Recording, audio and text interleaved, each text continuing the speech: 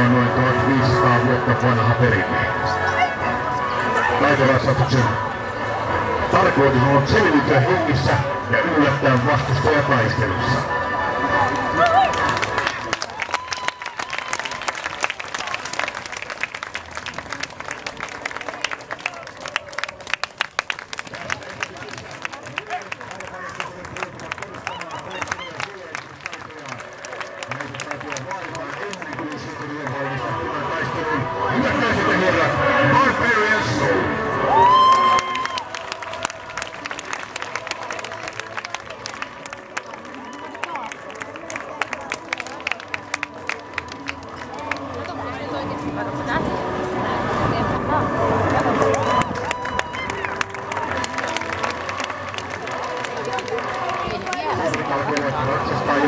Lapsina, jotka nyt elivät ja kuolivat myöskin hevostensa kanssa.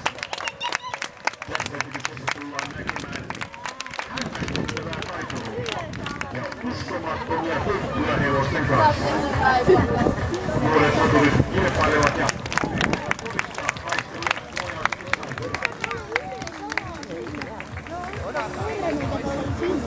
he näyttävät, että todistavat, ovatko he kykeviä olemaan sotureita. Tulevat he ovat kypsiä sotureita. Ja tässä parasta aikaa näette, kuinka soturit asettavat hevosen kyljellä.